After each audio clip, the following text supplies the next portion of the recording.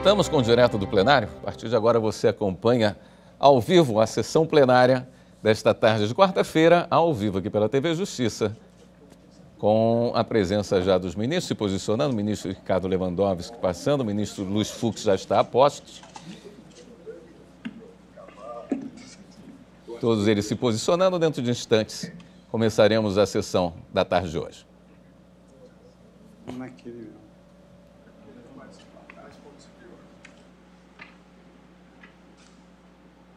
Podemos nos sentar.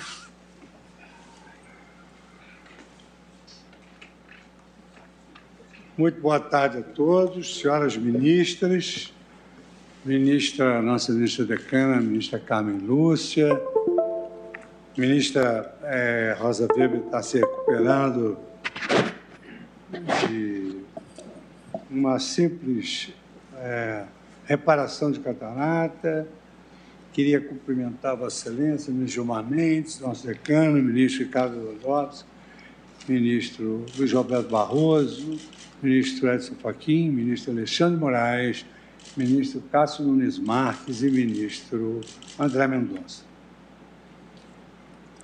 Vamos dar início à 13ª sessão ordinária do plenário do Supremo Tribunal Federal, com a leitura da ata da sessão anterior. Ata da 12ª Sessão Extraordinária do Plenário do Supremo Tribunal Federal, realizada em 5 de maio de 2022.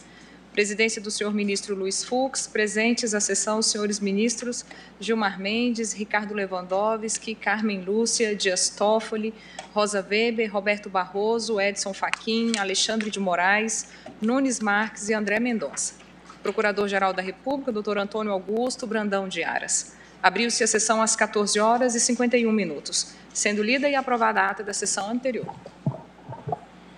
Não havendo nenhuma objeção, eu considero aprovada a ata e chamo o primeiro processo da pauta recurso extraordinário 1.348.854, é o tema 1182 da repercussão geral, constitucionalidade da extensão da licença maternidade prevista no artigo 7º, inciso 18º da Constituição Federal. Esse tema da repercussão geral, ele corresponde a 4 objetivos de desenvolvimento sustentável da Agenda 2030. Saúde e bem-estar, trabalho decente e crescimento econômico, redução das desigualdades, paz, justiça e instituições eficazes. Eu, preliminarmente, concedo a palavra à Sua Excelência, o ministro Alexandre de Moraes, para o relatório. Depois passaríamos às sustentações orais, que estão aqui já consignadas, e eu chamarei pela ordem para a tribuna requerência e os amite cúria. Ministro Alexandre, Vossa Excelência tem a palavra. Obrigado, presidente. Cumprimento Vossa Excelência, ministro Luiz Fux, cumprimento ministra Carmen Lúcia, ministros, doutor Augusto Aras, procurador-geral da República. Presidente, aqui trata-se de um recurso extraordinário interposto em face de decisão do Tribunal Regional Federal da 3ª Região.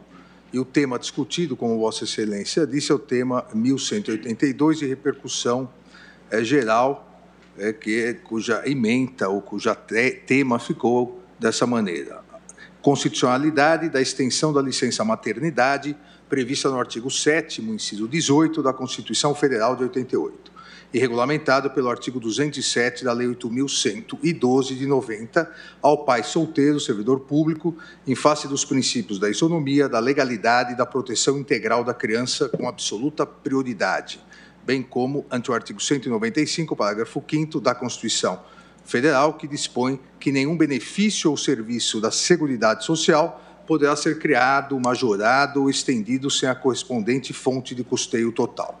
Na origem, Marco Antônio Alves Ribeiro ajuizou a ação ordinária em que pediu tutela antecipada em face do INSS, Instituto Nacional de Seguro Social, e da União Federal, com o objetivo de obter benefício de salário maternidade pelo prazo de 180 dias, previsto no artigo 207 da já citada Lei 8.112.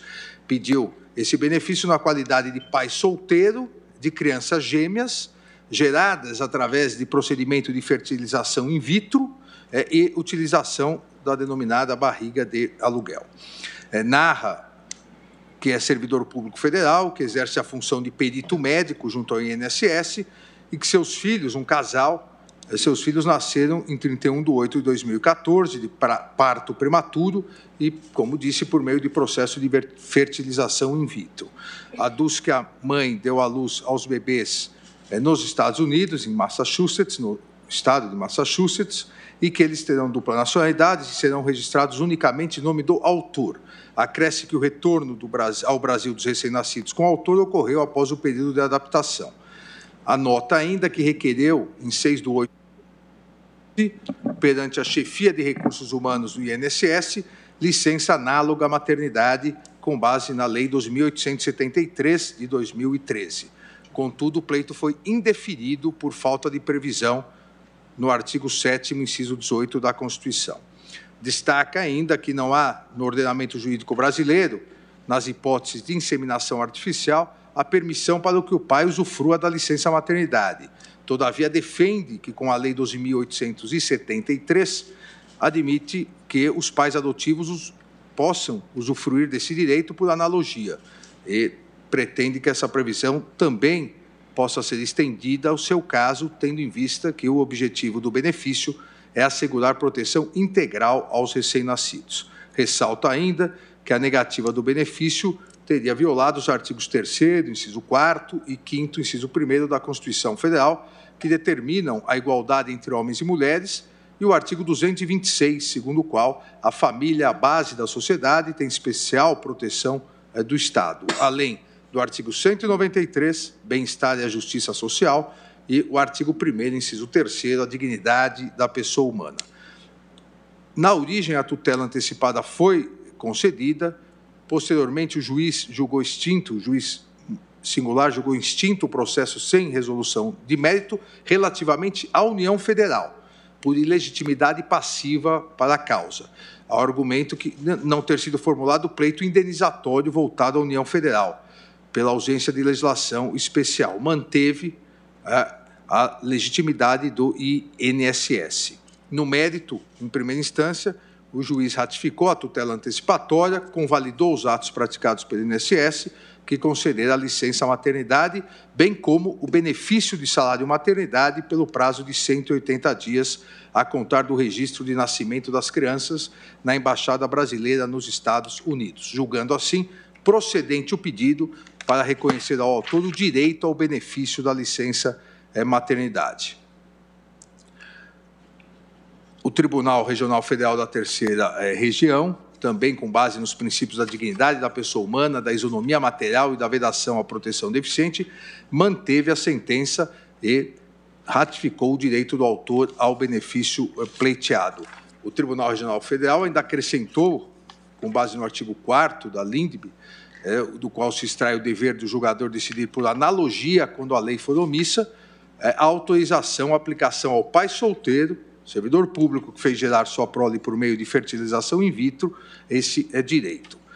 Cito aqui no relatório que já publicizei a vossas excelências, a ementa, houve embargos e depois a interposição pelo INSS do recurso extraordinário, basicamente alegando que a concessão do benefício, sem a correspondente fonte de custeio, violaria o artigo 195, parágrafo 5º da Constituição Federal.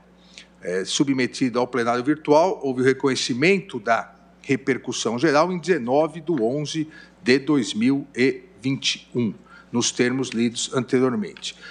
Vários amicicures foram admitidos. A Procuradoria-Geral da República, em seu parecer, opina pelo desprovimento do recurso extraordinário, mantendo-se assim a decisão do Tribunal Regional Federal, ou seja, pela constitucionalidade da extensão do benefício da licença maternidade pelo prazo de 180 dias ao pai em família monoparental. O INSS, com isso encerro, juntou aos autos de petição, após já o pedido de pauta, no qual anexa a nota informativa SEI 398/2022 e a nota técnica SEI 18.585/2001, emitidas pela Secretaria de Gestão e Desempenho de Pessoal do Ministério da Economia, informando que, a partir dessas notas, em consonância com a proteção integral da criança, a Administração Pública Federal reconhece o direito equivalente ao prazo da licença gestante a uma das pessoas presentes na filiação, independentemente de gênero e estado civil, desde que ausente a parturiente na composição familiar do servidor. É o relatório, presidente. Muito obrigado, ministro Alexandre Moraes. Eu agora, então, passo às sustentações orais, e a primeira delas não é de Sua Excelência, o Procurador-Geral da República, aqui presente, que também falará a nossa satisfação, mas aqui falará, em primeiro lugar, o Instituto Nacional do Seguro Social, INSS, a doutora Bruna Maria Palhano Medeiros, Procuradora Federal, presencialmente, dispondo do tempo regimental de 15 minutos. Excelentíssimo presidente do Supremo Tribunal Federal, ministro Luiz Fux, excelentíssimo relator, ministro Alexandre de Moraes, em nome de quem cumprimento os ministros e ministras desta Suprema Corte, excelentíssimo Procurador-Geral da República, doutor Augusto Aras, nobres pares advogados, caros servidores, boa tarde. A Procuradoria-Geral Federal, neste ato representando o Instituto Nacional do Seguro Social, vem à tribuna apresentar sua compreensão com a finalidade de contribuir para o julgamento do tema 1182 da Repercussão Geral do Supremo, em que se discute a constitucionalidade da extensão da licença maternidade prevista no artigo 7º, inciso 8º da Constituição Federal e regulamentada pelo artigo 207 da Lei 8.112, ao pai solteiro servidor público.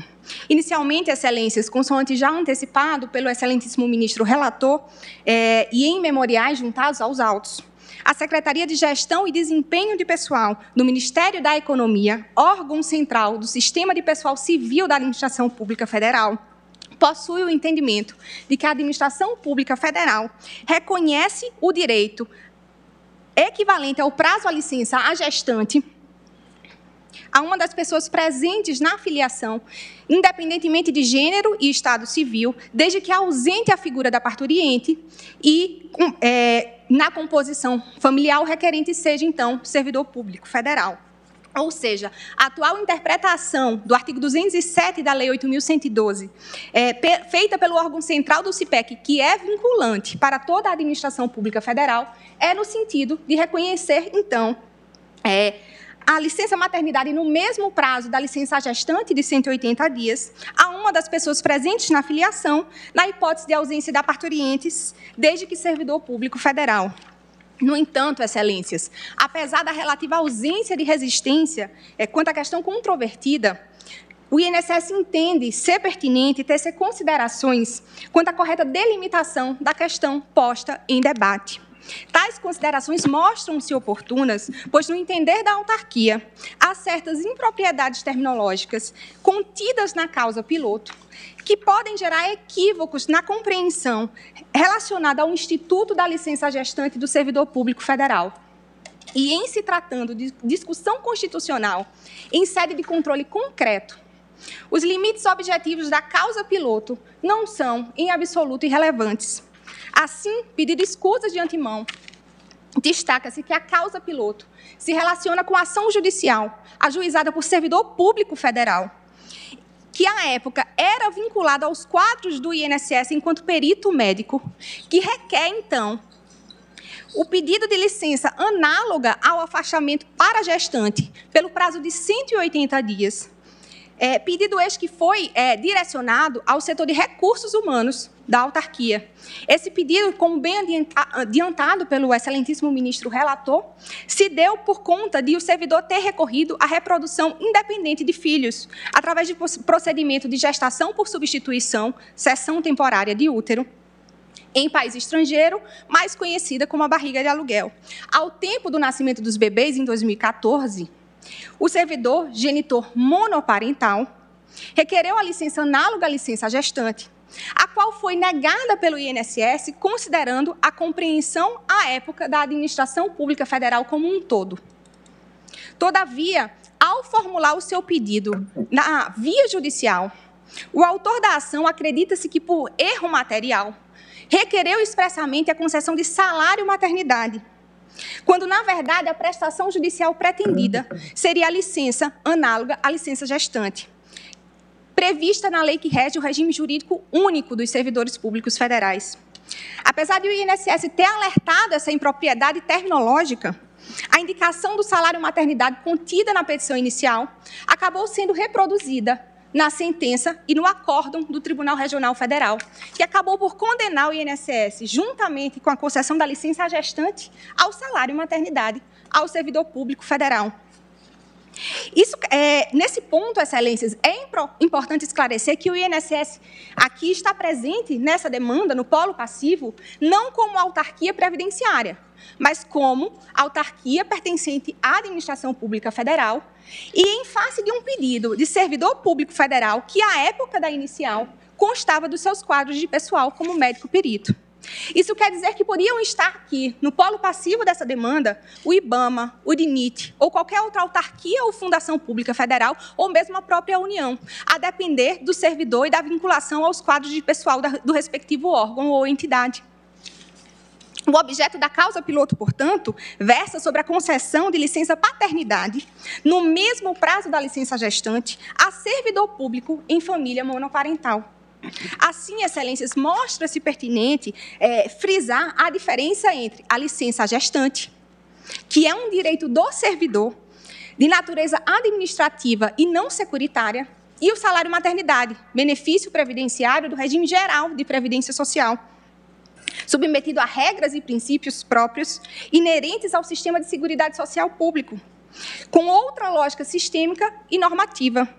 Quanto à licença à servidora pública gestante, vale mencionar que a emenda constitucional, desde a emenda constitucional 103 de 2019, são benefícios do regime próprio de previdência social apenas a aposentadoria devida aos servidores e a pensão por morte devida aos seus dependentes, de modo que cabe ao ente federativo custear a remuneração pelos afastamentos por incapacidade temporária para o trabalho e a licença à gestante. Portanto, no âmbito do regime jurídico único dos servidores, o afastamento remunerado decorrente da licença gestante não tem natureza jurídica de benefício previdenciário, mas de direito funcional ao afastamento remunerado, inerente às prerrogativas funcionais da servidora e do servidor público. Isso implica dizer que a concessão de licença gestante à servidora e ao servidor público prescinde de discussões como, por exemplo, sobre o equilíbrio financeiro e atuarial do regime de seguridade, tendo em vista que a licença à gestante, desde a emenda constitucional 103 de 2019, passou a ser uma questão de gestão de recursos humanos no âmbito da administração pública. Por outro lado, excelências, o salário maternidade é um benefício previdenciário do regime geral de previdência social, em que há a condição necessária de filiação ao regime geral e, a depender da hipótese do caso concreto, inclusive o requisito de carência. Assim, não se mostra possível, no entender do INSS, estabelecer relações simétricas a ponto de tecer conclusões jurídicas idênticas sobre a licença gestante e o salário maternidade, pois são institutos com naturezas jurídicas distintas, administrativa, no caso da licença gestante, e previdenciária, no caso do salário maternidade, e, por isso, submetidos a regimes jurídicos distintos, regime jurídico único e regime geral da Previdência Social, além de envolver espectro de discussões diferentes, específicas até.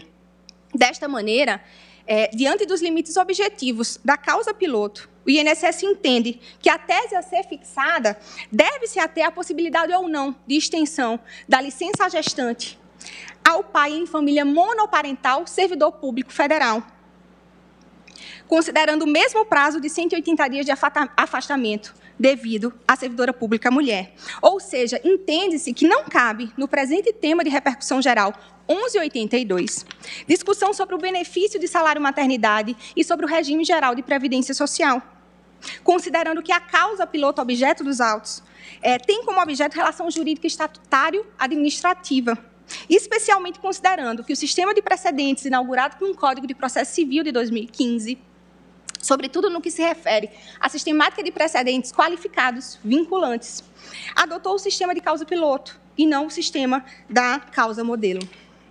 Por esses motivos, excelências, quanto à delimitação da tese em debate e considerando a necessária adstrição ao objeto da causa piloto, para fins de fixação de tese no presente tema de repercussão geral, destaca-se que a discussão tem natureza administrativa e não previdenciária, envolve a interpretação conforme a Constituição Federal de dispositivos da Lei 8.112, de 1990, e refere-se à licença à gestante, um direito funcional de afastamento remunerado do servidor ou servidora pública, e não a benefício previdenciário do regime geral, devido a segurados e seguradas do regime geral nos termos da lei.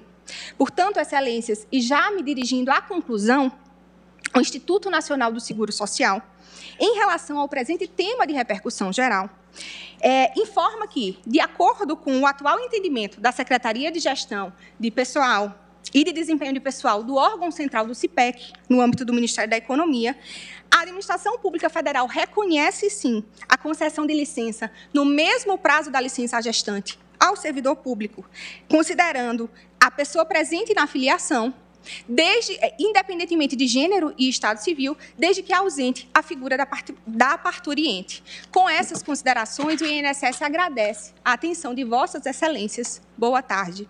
Muito obrigado.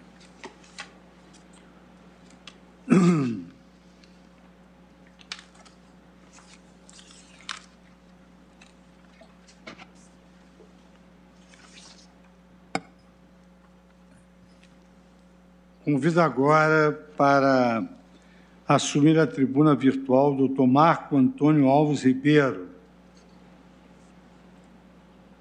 Digo, Dr. Giovanni Ribeiro, que falará pelo recorrido Marco Antônio Alves Ribeiro, dispondo também do tempo regimental de 15 minutos.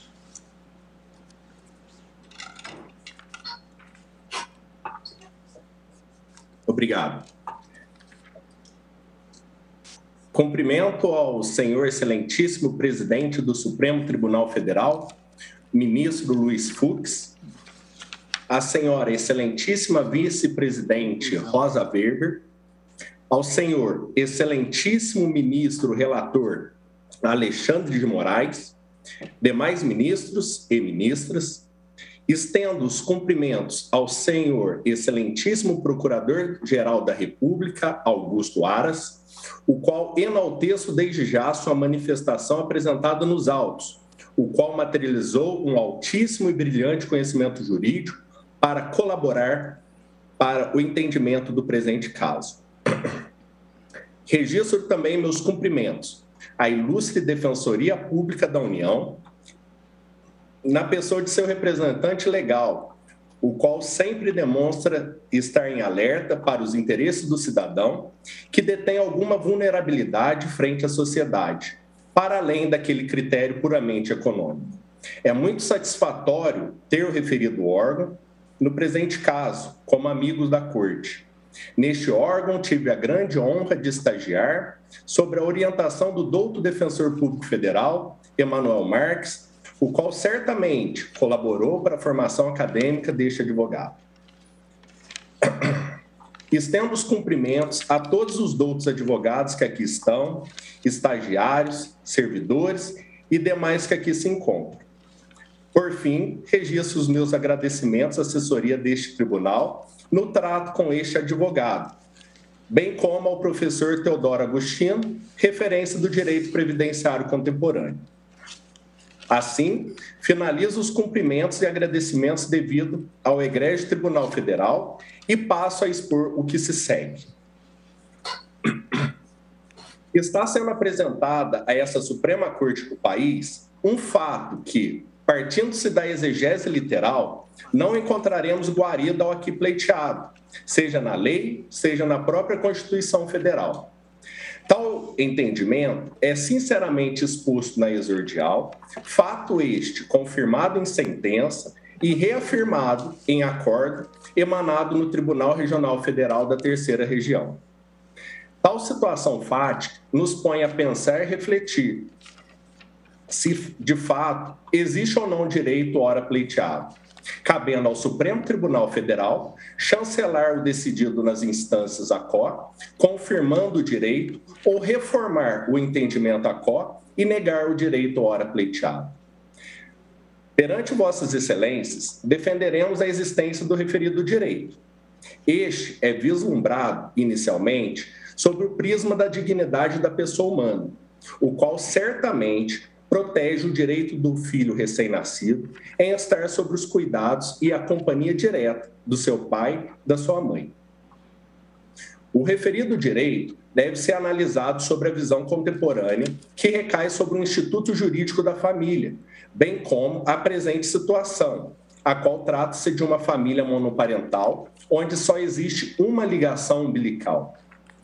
As instâncias inferiores foram firmes em reconhecer o direito hora pleiteado, seja em sentença, seja em acordo. Entendemos que o fundamento da República Federativa do Brasil, no caso, a dignidade da pessoa humana, o qual encontra-se em uma posição inicial da Constituição Federal devido à sua extrema importância para o direito para a pátria e o próprio Estado, estará comprometido caso o recém-nascido seja impedido, nos casos de família monoparental, de conviver com seu núcleo familiar mínimo, no presente caso, o seu pai. Por certo, senhores e senhoras ministras, se o fundamento da Constituição Federal for violado, inúmeras outras normas seguirão o mesmo destino, e é o que acontecerá, no presente caso, se negarmos o direito ora apresentado e ocorrer a reforma da decisão, o que não se espera. É sabido, por expressa disposição constitucional, que a comunidade formada por qualquer dos pais e seus descendentes é reconhecido como entidade familiar, a qual é a base do Estado e deste possui proteção especial. O aqui exposto é corroborado pelo Sistema Constitucional de Proteção Integral da Criança, apresentado por meio do artigo 227. Este irradia-se por todo o direito infraconstitucional, em especial o Estatuto da Criança e Adolescente e também o Estatuto da Primeira Infância.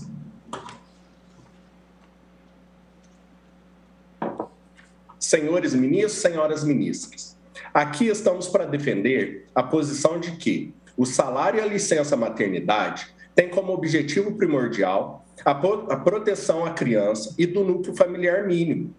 É por meio dele que se busca garantir o convívio da criança com o seu genitor, fornecendo os vínculos afetivos, o que não se altera, seja no caso de adoção, seja no caso de produção independente de filhos. Em especial, o que se refere à licença maternidade, entendemos que tal instituto jurídico é destinado ao cuidado do recém-nascido, sendo certo que a liberalidade da escolha da mulher-mãe pode ser alterada e destinada aos pais ou aos avós no caso de falecimento da mãe no parto. A Lei de Introdução ao Direito Brasileiro, em seu artigo 4º, dispõe que, quando a lei for omissa, caberá aos julgadores decidir conforme a analogia, os costumes e os princípios gerais do direito. É sobre tal norte, e corroborado com a necessidade de amoldar-se à legislação vigente que rege a licença, o salário e maternidade, as alterações sociais decorrentes do passar do tempo, que a Lei 12.873, de 2013, veio a inserir no ordenamento a possibilidade do adotante em oferir tal benefício. Em que pese tal lei não seja, por si só, auto-aplicável ao presente caso, fertilização in vitro, vulgo barriga de aluguel, a situação delineada nos autos deve ser analisada diante todo o contexto normativo que regem o salário e a licença maternidade e o Instituto Jurídico da Família. Me permitam o uso da expressão utilizada por parte da douta juíza federal de primeiro grau, que expõe o que se segue. Embaraçar o acesso do genitor monoparental a seus filhos por ausência de adequação à legislação viola a ratio legis constitucional. A escola hermenêutica nos ensina que a interpretação literal fria da letra... A interpretação literal da letra fria da lei não é a melhor opção e, por vezes, gera injustiça. Assim o sendo, entendemos que, além de outras formas de integrar a norma, devemos aplicar a interpretação teleológica, no presente caso, Esta busca compreender a norma jurídica de forma a adaptar o sentido e o alcance da norma às novas exigências sociais. Considerando o já apresentado e trazendo conhecimentos científicos ao caso em tela, constatamos que a ciência atesta que a presença perene dos pais é imprescindível ao desenvolvimento integral da criança. Logo, não adequar e adaptar o benefício ora em debate ao presente caso, ocorrerá a violação direta do espírito das normas constitucionais, em especial o artigo 227.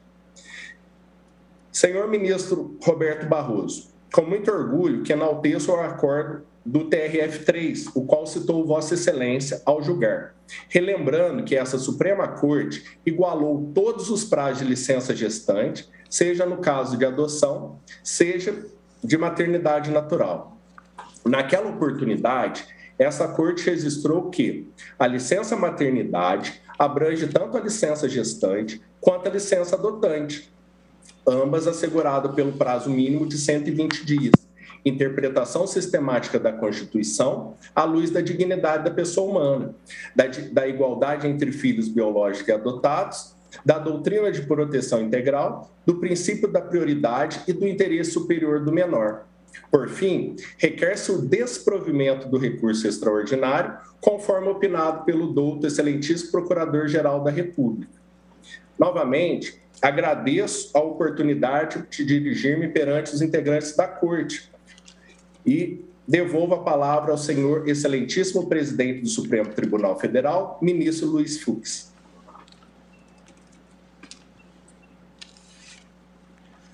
Muito obrigado, doutor Giovanni Ribeiro, pela sua sustentação.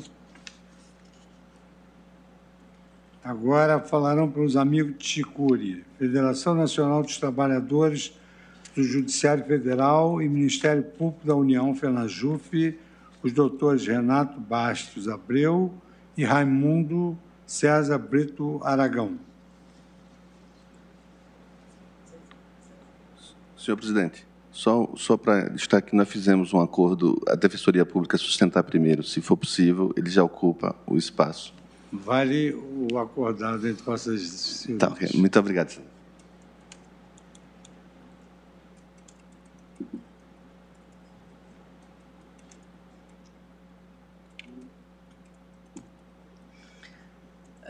Vossa Senhoria falará pela Defensoria. Pela Defensoria Pública. Então, Vossa Excelência dispõe do tempo regimental de 15 minutos. Muito obrigado, muito obrigado.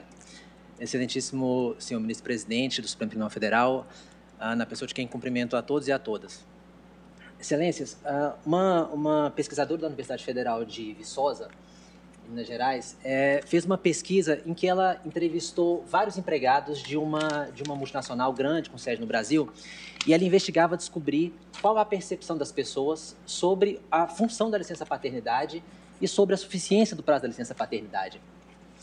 E essa pesquisadora a Rami Pedrosa, chegou a uma conclusão muito interessante. A maior parte das respostas que foram dadas a ela diziam que a licença paternidade servia para o pai cuidar da mãe logo após o nascimento. E uma grande parte das respostas também que ela recebeu foi que a licença paternidade servia para o pai cuidar das tarefas domésticas enquanto a mãe não pudesse fazê-lo. Cuidar das crianças não aparecia no radar da maior parte dos entrevistados. E uma coisa interessante também dessa pesquisa é que, quando perguntasse também sobre o tempo, sobre a suficiência do tempo, já se partia da premissa de que cuidar das crianças não é tarefa do masculino, é uma tarefa do feminino. Então, os entrevistados diziam, olha, como ele só vai cuidar da mãe, esse período pequeno, esse período curto está suficiente. E uma outra coisa é que, nessa pesquisa, essas respostas não tinham relação com marcadores de educação formal e nem com marcadores de gênero. Então, os homens, as mulheres, com educação, com o ensino superior, com o ensino fundamental, as respostas não tinham relação com nada disso, elas variavam. Por que eu trago essa pesquisa? Porque me parece que essa causa tem uma relação muito próxima, uma relação muito direta com a questão da relação entre o direito e a passagem do tempo. Aquela da doutrina de François Hoche, em que ele trata a lei não como um acontecimento, mas a lei como um processo. a lei não como um evento, mas a lei como uma abertura de cenários, a lei como uma abertura de possibilidades. E ele tem uma frase muito potente em que ele diz o seguinte: o direito é como um futuro de porvir compartilhado. E aí eu lembro, Excelência, nesse contexto, que o Supremo Tribunal Federal, em 2011, no julgamento da DPF 132 e da DI 4277, ele olhou para o passado e disse assim, ele percebeu as mudanças sociais que haviam acontecido na sociedade e disse: família não é literalmente aquilo que está escrito na Constituição. Família é mais do que aquilo. Família é onde existe afeto, onde existe uma comunhão de projetos de vida, onde existe uma identidade entre o grupo e em relação a si e em relação à sociedade. Então, a Corte reconheceu essa evolução e adaptou o direito para permitir que outros avanços civilizatórios acontecessem. Em 2016, isso se repetiu. Em 2016, a Corte, julgando o RE 778889, ela deslocou o foco da licença maternidade da mãe para a criança e disse: é direito da criança ser bem cuidada na primeira etapa da vida. É direito da criança receber esse carinho. Então, a Corte estava olhando para o passado, percebeu as mudanças que tinham acontecido e, mirando no futuro, disse: nós queremos uma sociedade formada por adultos que tenham sido crianças bem cuidadas na primeira fase. É o Supremo Tribunal Federal dizendo: esse é o nosso sonho de porvir compartilhado. É essa sociedade que nós queremos para o futuro. E aqui, Excelências, me parece que essa oportunidade aparece de novo, porque percebendo essas mudanças que aconteceram na sociedade, com famílias encabeçadas só por homens ou só com um homem, essa família monoparental, me parece que garantir a licença ao pai em tempo adequado e remunerada é também garantir mais um avanço civilizatório. E eu vou listar 4 motivos, todos embasados em pesquisa, Excelências. O primeiro motivo é que a criança que recebe esses cuidados na primeira fase, ela demonstra um melhor desenvolvimento motor, ela tem mais desempenho escolar e ela desenvolve mais autoconfiança. O segundo motivo é que os empregados também ganham, porque as pesquisas também mostram que os pais que gozam dessas licenças, quando voltam ao trabalho, voltam mais empenhados, voltam mais empolgados, mais dedicados ao trabalho e tendem a gozar de menos licenças, menos afastamentos de saúde. A sociedade também ganha porque as pesquisas mostram que nas sociedades onde há essa licença e há um estímulo para essa licença, existe uma tendência ao aumento dos níveis de ensino formal e de diminuição da criminalidade. E tudo isso, repito, são pesquisas científicas publicadas. E o quarto motivo, que para mim me parece ser o mais importante, é que garantir essa licença paternidade num prazo adequado e remunerada, ela tem a força de remover mais um pilar do estigma do patriarcado. Aquela pesquisa que eu citei no início, ela é muito emblemática de como os estereótipos do patriarcado estão embutidos nas relações sociais. As pessoas tendiam sempre a responder que o papel do homem era de prover, o papel do homem era ser o centro provedor financeiro da casa, e o papel de cuidar das crianças era da mulher, era o papel do feminino. E aqui existe uma relação circular entre a política pública e essa percepção social, porque não só a política pública ela é elaborada com base nessa percepção de que o papel do feminino é cuidar dos filhos, e o papel do masculino não é cuidar dos filhos, é prover economicamente a casa, como ela também faz com que as pessoas reforcem esse pensamento de que o papel do masculino não é cuidar das crianças, porque se as pessoas pensam, se o homem só tem alguns dias para ficar em casa, é porque ninguém espera que ele vai cuidar das crianças. Ninguém espera que ele vai desempenhar as tarefas da reprodução, as tarefas de cuidado com os filhos e as filhas. Então, e é curioso como até esses estereótipos do patriarcado, eles avançam até sobre a linguagem aqui. Uma parte grande do processo, e até a procuradora fez questão de enfatizar isso, uma parte grande do processo discute a concessão de uma licença maternidade a um pai. Então, é como se existisse uma dificuldade em dizer que se vai conceder uma licença ao pai para cuidar dos filhos. A gente tende a dizer que vai conceder uma licença que é da mãe, a licença maternidade, para que ele desempenhe o papel que é da mãe, cuidar dos filhos naquele período. Então,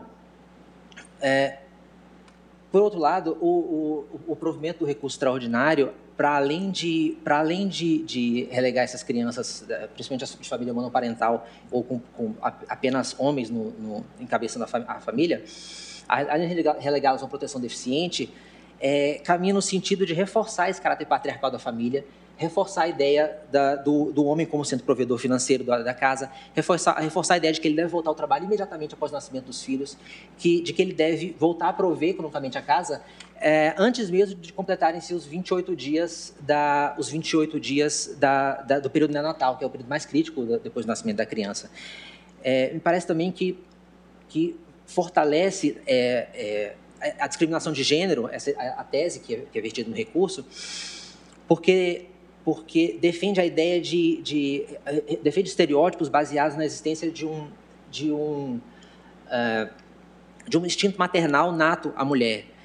E estereótipos já ultrapassados de que existe uma predisposição biológica da mulher de adaptação dela para os espaços privados. Que existe uma predisposição biológica da mulher para adaptação a espaços privados. E me parece, sobretudo se a gente considerar aqueles três precedentes que eu citei anteriormente, me parece que esse não é o sonho de porvir compartilhado que nós pretendemos.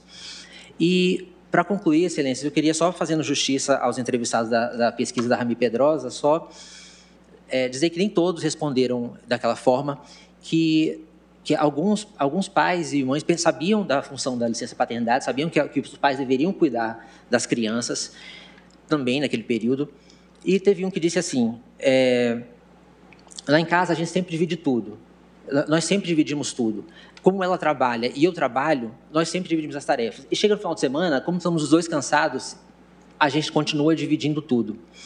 Então, Excelências, a ideia vamos adaptar o direito para que esse seja o futuro, pais como esse sejam a maioria e não a nossa minoria.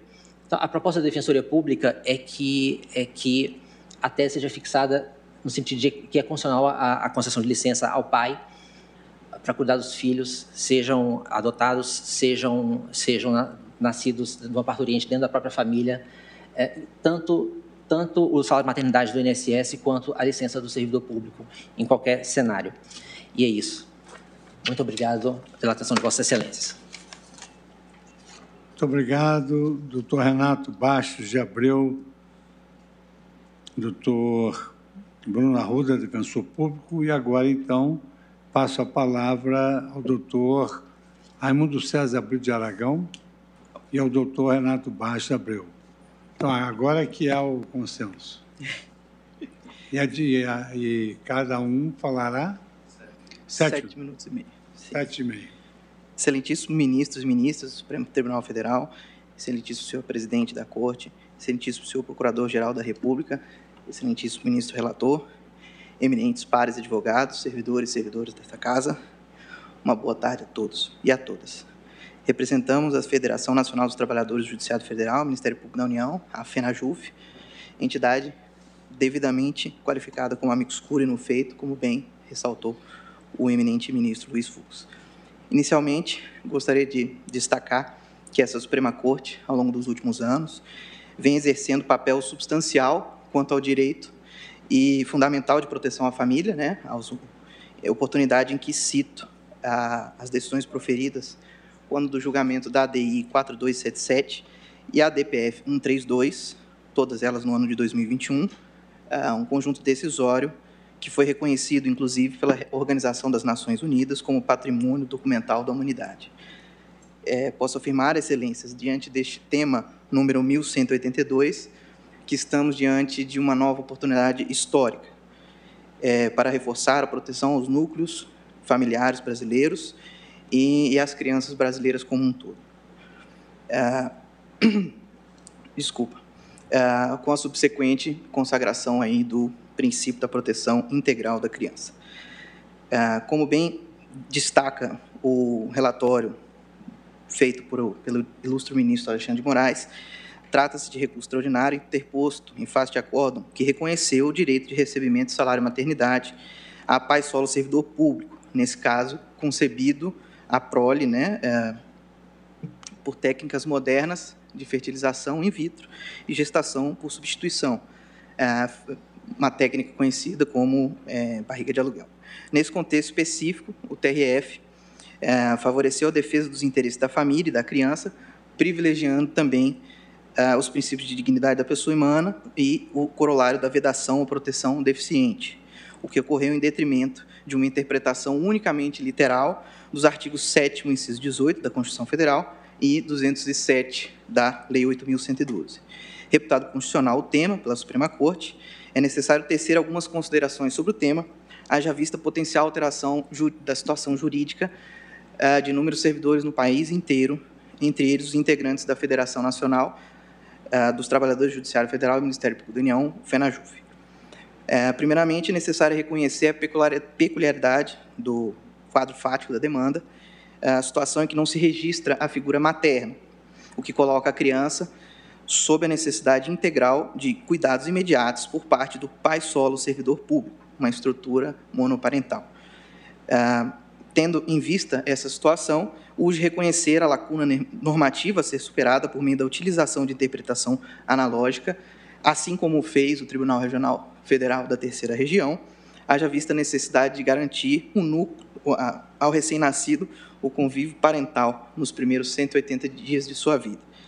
Nesse sentido, inclusive, a gente precisa destacar aqui a diversidade de estudos que indicam a imprescindibilidade do acompanhamento parental da criança nesses primeiros meses de vida, esses reconhecidos como a primeira infância, pontuando-se a formação dos primeiros vínculos afetivos da criança e de acolhimento e pertencimento do recém-nascido. Trata-se, excelência, de uma oportunidade única nas vidas das pessoas, cenário que são notórios os benefícios à saúde e desenvolvimento integral da criança, conforme, inclusive, elenca o Tribunal ACO ao longo do inteiro teor do seu acórdão. Feitas essas considerações, destaca-se que a Constituição Federal, por meio dos artigos 226 e 227, institui como dever da família e do próprio Estado assegurar à criança com absoluta prioridade o direito à convivência familiar. Nesse sentido, portanto, irretocável a decisão vergastada, incompatíveis às razões recursais do INSS no que alega supostas violações aos teores normativos em questão. Outro sim, e mais importante, há que se levar em consideração os princípios constitucionalmente estabelecidos para a proteção ao melhor interesse da criança, bem como os ditames da dignidade da pessoa humana, incertos no artigo 1º, inciso 3 da Constituição Federal. A concessão do benefício relativo à licença maternidade ao pai solo servidor público se compatibiliza em sua íntegra, nos termos que foi proposto, com todos os pressupostos constitucionais citados, firme na proteção da criança e do próprio núcleo familiar monoparental. Rememora-se, então, que o artigo 207 da Lei 8.112 confere o direito de licença de 180 dias consecutivos, sem prejuízo de remuneração, à servidora gestante, excluindo a possibilidade de reconhecimento de estruturas familiares monoparentais, seja qual for o contexto. E aqui discutimos contexto de fertilização in vitro, pai viúvo, como bem apontou, contexto de adoção também. Nessas eventualidades, caso se privilegie a literalidade das normas impugnadas, corremos o risco de que a criança acabe impedida de aproveitar deste período de acompanhamento parental essencial no seu desenvolvimento. Em verdade, a manutenção dessa lógica, em decorrência da mera interpretação restritiva e literal da norma, desatenta, inclusive, à realidade das famílias contemporâneas brasileiras, é que possui o condão de perpetuar essa situação de inconstitucionalidade, colocando sob o risco o melhor interesse da criança, assim como vulnerando os artigos 226 caput, parágrafos 7º e 8º, 227 e 229, parágrafo 9º da Constituição Federal. Por fim, destaco aqui ainda a manifestação carreada aos autos, como bem relatou o ministro Alexandre de Moraes, oportunidade essa, em que o Instituto juntou aos autos notas técnicas da Secretaria de Gestão e Desempenho Pessoal do Ministério da Economia, no sentido de, abro aspas, reconhecer o direito equivalente ao prazo de licença gestante a uma das pessoas presentes da filiação, independente de gênero e estado civil, desde que ausente a parturiente da composição familiar. Essa manifestação, como se pode ver, ela reforça a posição, ora sustentada aqui pela FENAJUF, e dá aso à pretensão que colocamos aqui perante esse tribunal plenário. Diante do exposto, gostaria de agradecer aos ilustres ministros e ministras presentes, colegas, demais participantes, nessa minha primeira oportunidade aqui no tribunal plenário. Muito obrigado. Muito obrigado, doutor Renato Bastos Abreu. Passo agora a palavra, pelo tempo regimental de 7 minutos e meio, ao doutor Raimundo César Brito de Aragão, que fará sua sustentação presencialmente. Senhor presidente, senhores ministros, senhoras ministras, senhor ministro relator, meu querido colega procurador Augusto Aras, meus colegas advogados, advogadas, servidores da casa que tenho a honra de representar em nome da FENAJUF, exatamente a parte que aqui ocupa a tribuna com muita honra. A minha sustentação, embora o tema seja pai solo, não é a sustentação solo.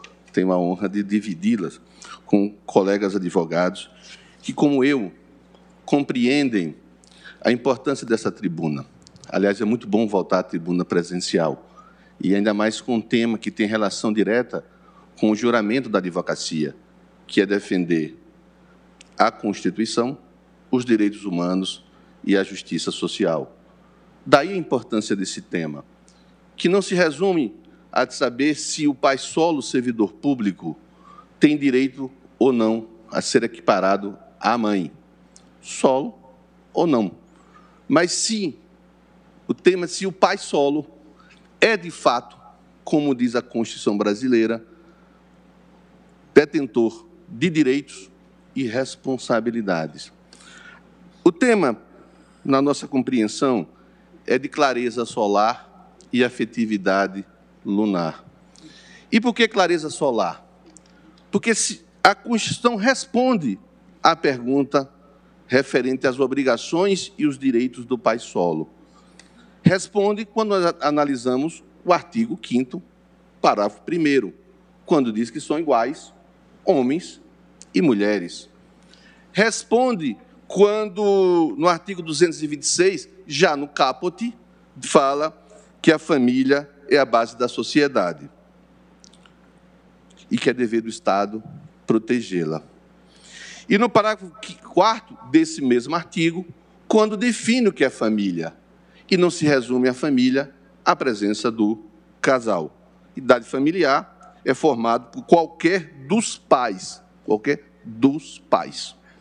No parágrafo 5º, quando fala desses direitos referentes à família. E no artigo 7º, eu escutei atentamente a sustentação oral do recorrido, e ele fala do princípio da dignidade da pessoa humana. E a Defensoria Pública fala da importância do tema ali expresso no parágrafo 7º, que é a responsabilidade da paternidade. A Constituição fala paternidade responsável. E aí separa claramente que a paternidade é também responsabilidade da mãe e do pai, e nós sabemos que a lei não comporta palavras inúteis, ainda mais a Constituição Federal. No parágrafo 8º, também do artigo 226, quando diz que o Estado deve assegurar a esta família, que ela definiu, todos os meios e recursos econômicos para que possa os direitos serem exercidos. Então, o tema não é econômico, o tema é de reconhecimento de direito fundamental.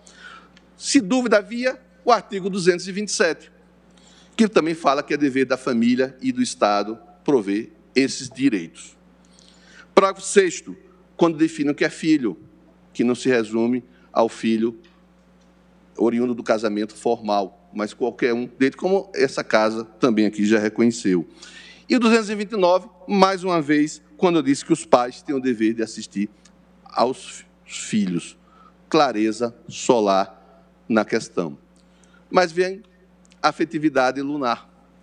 E a afetividade lunar decorre das decisões desta Casa, que, ao compreender a afetividade como princípio fundamental, oriundo dos princípios da solidariedade e da fraternidade, traz para cá a expressão reconhecida pela ONU em documento oficial do casamento homoafetivo, trazendo claramente que a afetividade é bem fundamental, que a afetividade deve ser protegida e, quando mais a proteção é da criança, se torna um imperativo constitucional. Eu tive a honra, quando presidente da Ordem, de participar, comandado pelo Conselho Federal de Psicologia, o tema da licença maternidade no Congresso Nacional. E lá se dizia a importância da criação nos primeiros dias, nos primeiros meses de nascimento de uma criança, porque esse momento ele é fundamental para os demais direitos, o direito à educação, o direito à vida, o direito à integridade. E o Conselho de Psicologia, nos debates no Congresso Nacional, que fez com que alterássemos a legislação, a própria CLT, para ampliar o direito, dizia, ora, esse é o momento que nós apresentamos o mundo à criança, as cores, apresentamos as primeiras palavras, o afeto, a importância do toque, e isso forma psicologicamente a criança. Se não tem isso, a deficiência escolar, a deficiência de caráter, ela se torna absolutamente permanente. Daí porque a efetividade, de novo, volta a esta Casa, como estava na ADPF 132, aqui já citada, e no RE 778-899, também aqui citado. A afetividade que está presente no voto do TRF, que cita a importância dos primeiros meses para a formação da criança. A afetividade que está no parecer do Ministério Público, concordando com a tese. E a afetividade que eu queria citar em um livro que marcou muito a minha leitura, que é História da Província de Santa Cruz, escrita por Pero de Magalhães Gândavo. O primeiro historiador que esteve aqui no Brasil, 1520 aproximadamente. E ele narra como os indígenas tratavam suas crianças, como os indígenas tratavam a maternidade. E eu vou dizer, entre aspas, o que ele fala e a relação que tem no tema.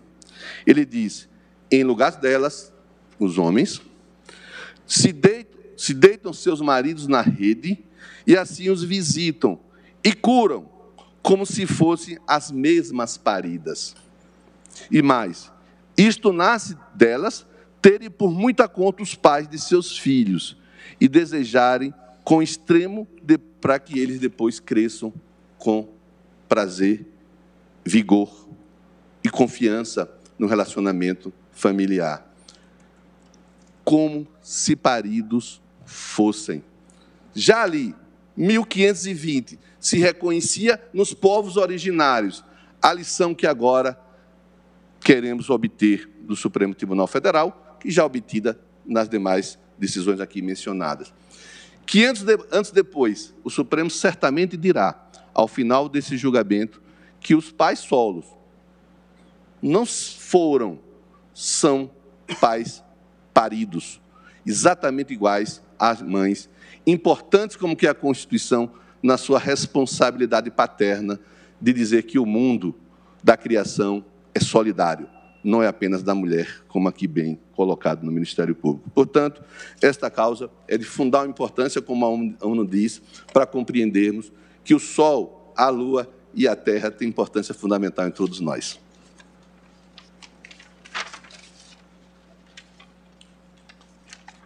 Muito obrigado, doutor César Brito, de Aragão. Agora, eu passo a palavra à Sua Excelência, o nosso Procurador-Geral da República, doutor Antônio Augusto Brandão de Aras, para a sua sustentação oral, que também dispõe do prazo de 15 minutos. Boa tarde a todas e a todos. Cumprimento Sua Excelência, o senhor o presidente do Supremo Tribunal Federal, ministro Luiz Fux. Cumprimento a excelentíssima senhora ministra Carmen Lúcia, o eminente ministro relator Alexandre Moraes, senhores ministros. Cumprimento também aos senhores advogados da Advocacia Pública e Privada. Cumprimento a assessora-chefe do plenário, doutora Carmen Lília, senhoras servidoras e servidores, minhas senhoras e meus senhores.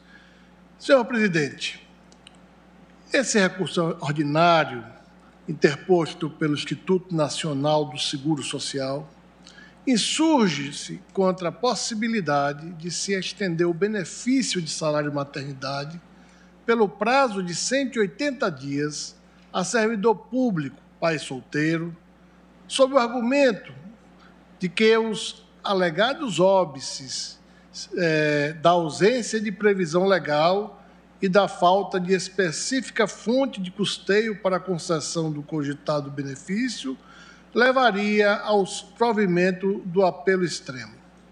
No caso concreto, um servidor público federal, pai solo, de 2 crianças, nascidas prematuras e geradas por meio do processo de fertilização in vitro, ingressou com ação em desfavor da União e do INSS, ora litisconsortes passivos, visando obter judicialmente a concessão do salário-maternidade pelo prazo de 180 dias. A autarquia federal recorrente afirma que as diferenças biológicas justificam o trato normativo diverso dos períodos de tempo conferidos à licença maternidade e à licença paternidade. Sustenta também que estender ao pai a licença maternidade de 180 dias implicaria conceder benefícios sem a correspondente fonte de custeio, violando o artigo 195, parágrafo 5º da Constituição. No Brasil, a licença maternidade surgiu em 1943, com a consolidação das leis do trabalho, e a sua instituição refletiu a compreensão de que a mãe precisaria de um interstício temporal junto à criança recém-nascida para garantir a qualidade de vida desse novo ser humano, que deve ser protegido pelo Estado, proporcionando-lhe condições para que tenha os cuidados, o carinho e o afeto de que necessita e que são primordiais para o seu pleno desenvolvimento. Nos primeiros meses de vida, surgem os enlaces psicológicos e afetivos que formarão a personalidade dessa criança. O benefício, portanto, funda-se na necessidade de conveniência do recém-nascido com seus pais, de cujas presenças e acolhimento tanto carece. Com a promulgação da Carta Constituição Federal de 1988, após diversos debates, assegurou-se a igualdade entre homens e mulheres, mantendo-se o tratamento dissonante apenas onde este logicamente se impõe. No seu artigo 7º, inciso 18, foi assegurada a licença maternidade, com um período de 120 dias. O artigo 7º também previu a licença paternidade no inciso 19, sem, contudo, referir-se ao prazo de sua duração, aspecto cuja normação constituinte atribuiu ao legislador ordinário, estabelecendo, porém, enquanto não sobreviesse a disciplina legislativa, o prazo de 5 dias, nos termos do artigo 10, inciso parágrafo 1º, do ato das disposições constitucionais transitórias. Esses 2 direitos são também reconhecidos ao servidor público, na forma da lei, por força de expressa referência do artigo 39, parágrafo 33º da Constituição, a referidos preceitos. No tocante aos servidores públicos federais, o direito é regulamentado pela Lei 8.112, de 1990, que estabelece os prazos de 120 dias para a licença servidora gestante e de 5 dias para a licença paternidade. Tem-se, todavia, mercê da aplicação do Decreto 6.690 de 2008, que o período de licença maternidade possa chegar a 180 dias.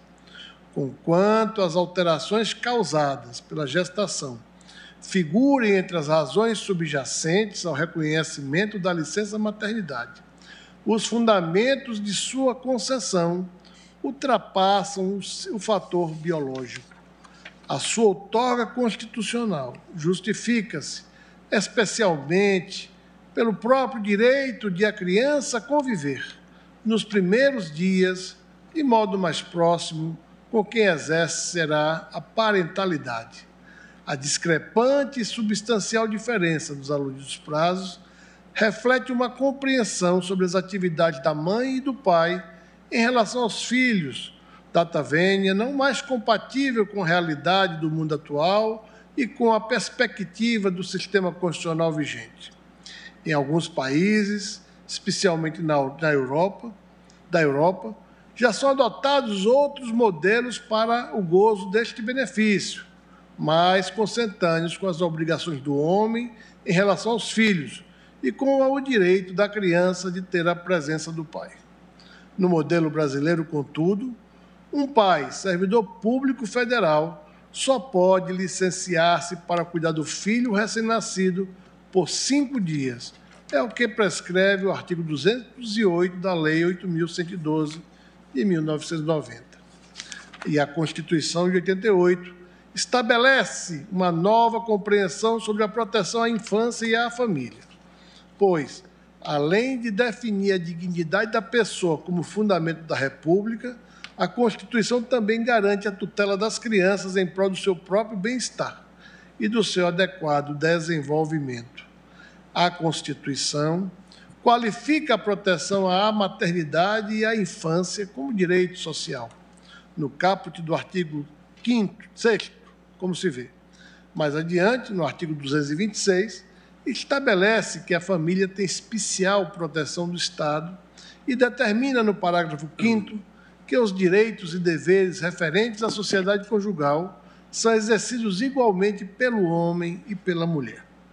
Em seguida, no artigo 227, a Lei Maior impõe à família, à sociedade e ao Estado o dever de assegurar à criança, com absoluta prioridade, o direito à vida, à dignidade e à convivência familiar e comunitária, dentre outros.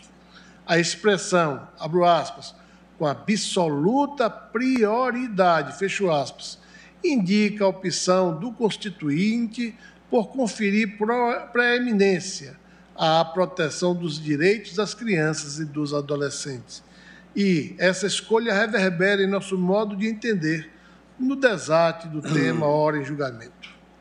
É direito da criança, com absoluta prioridade, ter a presença de seus pais, que devem lhe propiciar o cuidado, o amplo desenvolvimento e a integração familiar.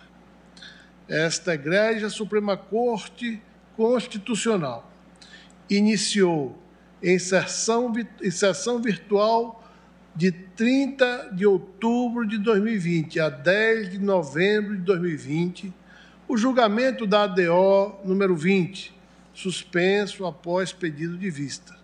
Nela, discute-se não somente a ausência de regulamentação do período de duração da licença paternidade na esfera das relações de trabalho no âmbito privado, mas também a irrazoabilidade da discrepância da sua diminuta duração em relação à licença maternidade. No caso de uma família monoparental, formada unicamente pela mãe, pelo pai e sua prole, em que não exista a figura materna, como ocorre no presente caso, esta questão ganha uma dimensão especial. Se o recém-nascido não tem a figura da mãe, mais ainda se justifica que se lhe assegure a presença do pai. Não se trata apenas do direito de o pai estar com a criança, mas principalmente do direito e da necessidade da criança estar com seu pai, que desde cedo vai lhe propiciar cuidado, amor e assistência integral. Ao pai solo, que exerce os cuidados nos primeiros meses do filho recém-nascido, hão de ser garantidos o convívio e as condições necessárias para que se resguarde a criança e seja garantida a sua proteção integral. Negar ao pai solo o direito de cuidar da criança recém-nascida por maior tempo é negar à criança o direito de receber os cuidados do seu pai, o que viola o referido dever de proteção integral e com absoluta prioridade, consoante previsto na norma antes citada. Essa é, data vênia, a interpretação compatível com o dever constitucional de proteção integral, com absoluta prioridade dos interesses do menor. A extensão da licença maternidade ao servidor público pai solo está em consonância com o princípio da reserva legal e com a regra da contrapartida, pois o regime previdenciário próprio, assim como o regime geral, possui caráter contributivo e solidário com contribuições igualitárias, a priori, entre homens e mulheres. A referência atuarial para o sistema previdenciário não há de ser o gênero dos pais, mas, ao contrário disso, a proteção da criança. Crianças que só tenham um genitor não podem ficar desprotegidas. O Estado deve, portanto, em suas projeções atuariais para a licença maternidade, considerar a possibilidade de um pai solo exercer a parentalidade. Por isso mesmo, em alguns países, em alguns ordenamentos jurídicos, não existe mais a distinção entre licença maternidade e licença paternidade. Há a denominação nomen iuris de licença parental para conciliar ambos os gozos desses direitos, que mais constituem proteção às crianças do que mesmo um direito, mas um dever dos pais de assistir à sua prole de forma extensiva. No caso concreto, em que se cuida como visto de pai solo, que exerce com exclusividade os cuidados parentais, o enquadramento da situação de direito material não se dá na fatispécie da licença paternidade, mas por identidade substancial de razões e presente a proteção das crianças. A subsunção, assim, se efetua na hipótese normativa da licença maternidade. Dessa forma, adotando nessa sustentação oral a ideia da licença parental, que abrange ambos os benefícios, dir-se-ia que o tratamento está a merecer igualdade, isonomia, pois o destinatário desses cuidados sagrados, com a prioridade absoluta que impôs o Constituinte, não pode ser data vênia olvidado. É por isso que este Procurador-Geral da República manifesta-se pelo desprovimento do recurso extraordinário do Instituto Nacional do Seguro Social e propõe a fixação da seguinte tese de repercussão geral. É constitucional a extensão do benefício da licença maternidade pelo prazo de 180 dias ao pai em família monoparental, tendo em vista os princípios da isonomia e da proteção integral da criança com absoluta prioridade. Esta é a tese proposta pelo Ministério Público Federal nesta sentada de julgamento.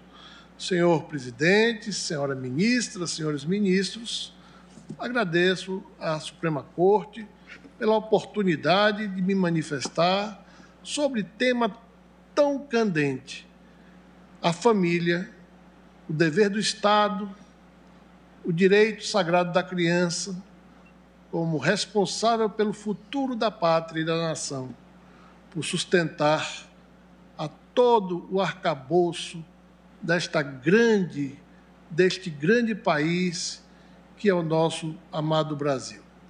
Muito obrigado, senhor presidente, senhoras ministras, senhores ministros. Muito obrigado, Sua Excelência, Procurador-Geral da República, pela manifestação sensível que acaba de fazer em relação a um tema tão candente. Tendo em vista o horário aproximado das audiências, eu indago a Sua Excelência, o ministro relator, se pretende iniciar o voto após as audiências. Acho que é melhor, presidente. Pois não. Então, eu suspendo a sessão para o intervalo das audiências e retornaremos com o voto de Sua Excelência, o ministro relator.